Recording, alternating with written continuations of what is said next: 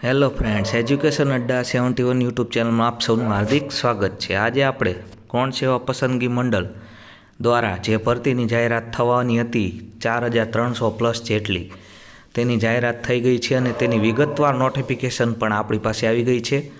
તો તેની આપણે ડિટેલમાં ચર્ચા કરશું મિત્રો। આ વિડીયો થોડોક લાંબો રહેશે પણ તમને આમાં બધી જ માહિતી મળી રહેશે, કઈ રીતે ફોર્મ ભરાશે, કઈ કઈ જાહેરાત છે તે દરેક।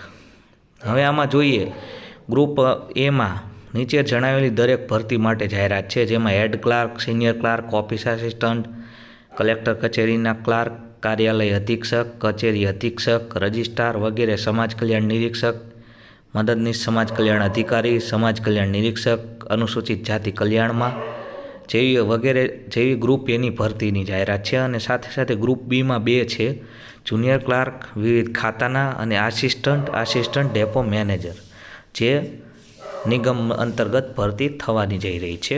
આ દરેક ભરતી છે તે ગૌણ સેવા પસંદગી મંડળ દ્વારા લેવામાં આવશે અને ભરતી છે 4/1/2022 થી 4/1/2024 થી 31/1/2024 સુધીનો સમયગાળો રહેશે। ઓજસ પર આ ભરતી ભરવાની છે। હવે કોની કેટલી જાહેરાત છે તેની વાત કરીએ તો જુનિયર ક્લાર્ક વર્ગ 3, જેની 2018 જગ્યા છે, જે અલગ કેટેગરી વાઇઝ તમે અહીં જોઈ શકો છો। સિનિયર ક્લાર્કની 532 જગ્યા છે, હેડ ક્લાર્કની 169 જગ્યા છે, ઓફિસ આસિસ્ટન્ટની 210 જગ્યા છે, જુનિયર ક્લાર્કની વર્ગ 3 જે કલેક્ટર કચેરી અંતર્ગત આવે છે તેની 590 જગ્યા છે। પછી આમાં મુખ્ય ભરતી જોઈએ, રજિસ્ટ્રાર, સબ રજિસ્ટ્રારની જગ્યા છે, સમાજ કલ્યાણ નિરીક્ષક, વિકસતી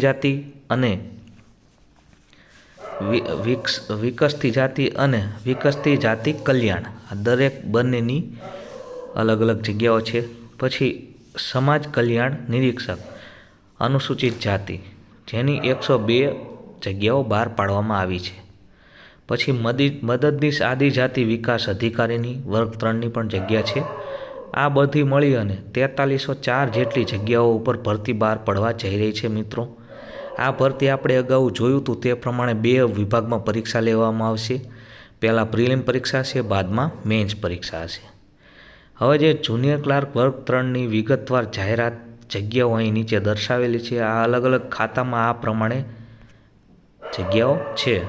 ટોટલ આ બધી જગ્યાઓનો સરવાળો મારીએ તો 2018 જેટલી જગ્યાઓ છે। સિનિયર ક્લાર્ક વર્ગ 3ની જગ્યાઓ પણ અહીં ખાતા વાઇઝ છે, તેની 532 છે। એટલે અહીં ખાતા વાઇઝ જગ્યાઓની પણ માહિતી તમને આ નોટિફિકેશનમાં આપેલી છે, એટલે ખૂબ જ ડિટેલમાં નોટિફિકેશન છે। હવે દિવ્યાંગ ઉમેદવારો માટે કઈ કઈ જગ્યા છે, કયા સવર્ગ એટલે કે ખાતામાં છે તે પણ માહિતી આપી દીધેલી છે મિત્રો। ખૂબ જ ડિટેલમાં નોટિફિકેશન છે, એકદમ ધ્યાન લઈ અને વાંચવું। અત્યારે આપણે મુખ્ય મુદ્દાઓ છે તેને કવર કરવા જઈ રહ્યા છીએ। હવે આ ભરતી માટે વયમર્યાદાની વાત કરીએ તો તમારી ઉંમર છે 31/1/2024 સુધીમાં તમારી ઉંમર 20 વર્ષથી ઓછી નહીં અને 35 વર્ષથી વધુ હોવી ન જોઈએ। વયમર્યાદામાં છૂટછાટ અલગ અલગ કેટેગરીના ઉમેદવાર માટે અલગ અલગ રહેશે। મુખ્ય વાત છે શૈક્ષણિક લાયકાત મિત્રો, શૈક્ષણિક લાયકાત। હવે શૈક્ષણિક લાયકાતમાં કોઈ પણ વ્યક્તિ છે તે સ્નાતકની પદવી ધરાવતો હોવો જોઈએ।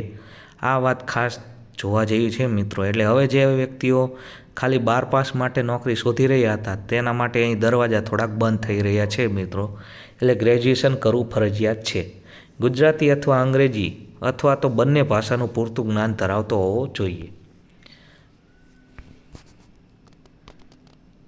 હવે મિત્રો ખાસ વાત કરીએ પગાર ધોરણ મિત્રો। અહીં તમને અલગ અલગ પોસ્ટ વાઇઝ પગાર ધોરણ આપેલો છે। હેડ ક્લાર્ક માટે 40,800, સિનિયર ક્લાર્ક માટે 26,000, 5 વર્ષ માટેનો ફિક્સ પગાર છે મિત્રો। ઓફિસ આસિસ્ટન્ટ 26,000, કલેક્ટર કચેરીના ક્લાર્ક, જુનિયર ક્લાર્ક આ બંનેનો 26,000 છે। કાર્યાલય અધિક્ષક અને કચેરી અધિક્ષક, સબ રજિસ્ટ્રાર વગેરેનો 49,000 છે। અહીં વિવિધ અલગ અલગ પગાર ધોરણ આપેલા છે મિત્રો, તે પ્રમાણે પગાર ધોરણ રહેશે। હવે મુખ્ય વાત છે જે ખૂબ જ ચર્ચાનો વિષય આગામી સમયમાં બનશે, કારણ કે જે ફીનું ધોરણ અહીં લખેલું છે મિત્રો, જે બિન અનામત વર્ગ છે તેમના માટે ફી 500 રૂપિયા રહેશે અને જે અનામત વર્ગના છે તેમના માટે 400 રૂપિયા ફી રહેશે. આ ફી છે તમે પરીક્ષા આપો એટલે ફી પરત મળશે. પરીક્ષા પદ્ધતિની વાત કરીએ, જો કે આનો એક આપણે અલગથી વિડીયો લઈને આવશું, છતાં પણ તમને જણાવી દઉં. સૌ પ્રથમ CBRT પરીક્ષા પદ્ધતિ મુજબ કોમ્પ્યુટર પરીક્ષામાં MCQ પ્રકારની પરીક્ષા રહેશે.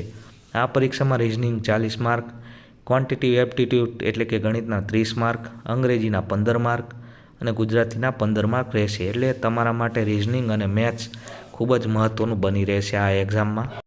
હવે તમે પ્રિલિમ પરીક્ષા પાસ કરો ત્યારબાદ મેઇન પરીક્ષામાં જે લોકો ક્વોલિફાય થતા હશે તેમને જે છે કઈ રીતનું પરીક્ષા આવશે, જેટલી પણ ગ્રુપ એમાં આપેલી છે ભરતી તેમની પરીક્ષા લેખિતમાં લેવામાં આવશે. મેઇન પરીક્ષા તેમાં ગુજરાતીના 100 માર્ક, અંગ્રેજીના 100 માર્ક અને જનરલ સ્ટડીના 150 માર્ક, ટોટલ 350 માર્કનું પેપર રહેશે. જે લોકો ગ્રુપ બીમાં આવશે તેમની પરીક્ષા ઓબ્જેક્ટિવ ટાઈપની હશે. ઇંગ્લિશના 20 માર્ક, ગુજરાતીના 20 માર્ક, પોલિટીના 30 માર્ક, હિસ્ટ્રી, જિયોગ્રાફી અને કલ્ચરના 30 mark, economics, environment and science ટેકનોલોજીના 30 માર્ક, કરંટ અફેર અને કરંટ અફેર વિથ રિઝનિંગના 30 માર્ક અને રિઝનિંગના 40 માર્ક. એટલે આવી રીતે ટોટલ 200 માર્કનું પેપર રહેશે. આપણે ડિટેલમાં સિલેબસનો વિડીયો આવનારા સમયમાં લઈને આવશું.